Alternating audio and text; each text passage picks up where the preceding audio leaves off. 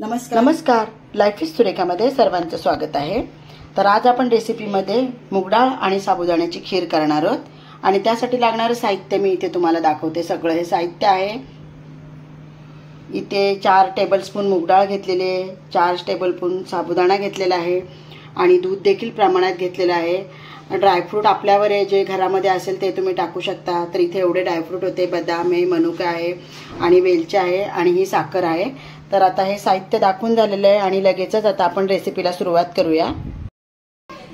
इथे साबुदाणा आणि मुगाची डाळ मी स्वच्छ धुवून घेतलेले आणि त्याच्यामध्ये 1 ग्लास पाणी टाकलेलं आहे आणि आता हे कढईमध्येच मी घेतलेले आहे। खरं तर कुकरमध्ये पण शिजवतात, पण मला ती कढईमध्येच शिजवून घ्यायची। आता आपण हिला गॅसवर ठेवूया।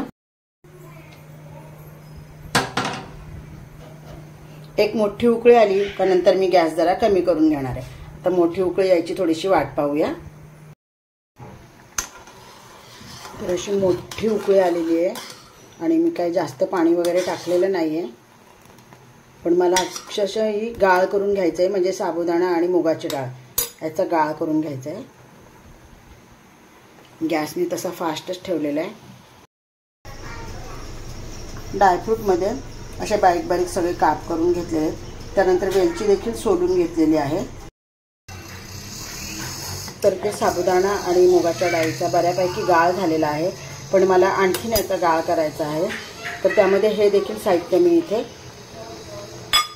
त्या डाळीबरोबर शिजायला टाकलेलं आहे।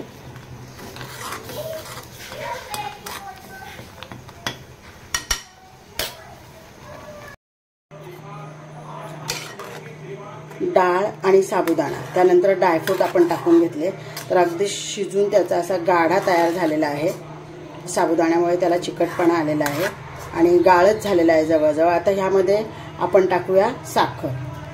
तर ही साखर मी चवीप्रमाणे घेतलेली आहे, म्हणजे जेवढं मला गोड हवं आहे तेवढं घेतलेलं आहे। आणि त्यामध्ये आता आपण टाकणार आहोत हे दूध। आता आणखीन 5 मिनिटं अगदी बारीक गॅसवर मी उकळून देणार आहे। त्यानंतर इथे आपली ही साबुदाणा आणि मुगाच्या डाळीची खीर तयार होणार आहे। तर आज मी खीर का तयार केली मी तुम्हाला सांगते। गॅस मी इथे कमी ठेवलेला आहे आणि इथे तुम्ही पाहू शकता साबुदाणा अगदी पारदर्शक शिजलेला आहे आणि सगळं साहित्य टाकल्यानंतर ती इतकी सुंदर दिसते ना, आणि तिची टेस्ट तर खूपच छान असणार आहे। तर ॲक्टर फराह खान प्रत्येकाच्या ॲक्टर लोकांच्या घरी जाऊन वेगवेगळे पदार्थ स्वयंपाकघरामध्ये जाऊन बनवतात त्यांच्या किचनमध्ये।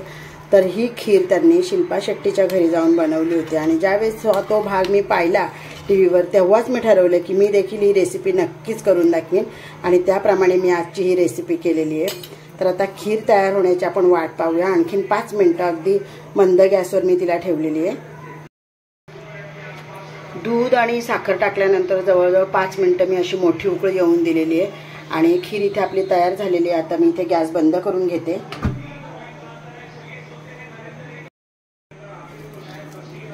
मी इथे छोट्या कढईमध्ये काढून घेतलेली आहे आणि सजवण्यासाठी मी वरून आता पुन्हा याच्यामध्ये ड्रायफ्रूट टाकणार आहे। खूपच छान ही खीर झालेली आहे।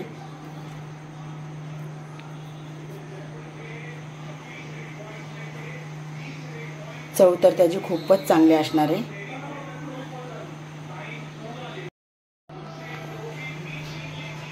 त्याच्यातून काढून मी इथेच घेतलेले आहे, अगदी किचनच्या ओट्यावरच तुम्हाला इथे दाखवते। तर मी ही रेसिपी फराह खाननी शिल्पा शेट्टीच्या घरात बनवलेली तिच्या किचनमध्ये आणि मला ती रेसिपी खूप आवडली, म्हणून म्हटलं एकदा ही रेसिपी करून पाहावी आणि खरंच खूप टेस्टी झालेली असेल ती। व्हिडिओ जर आवडला तर व्हिडिओला लाईक करा, शेअर करा, कमेंट करा आणि सबस्क्राईब करा। धन्यवाद। कमी वेळ आणि कमी साहित्यात टेस्टी खीर।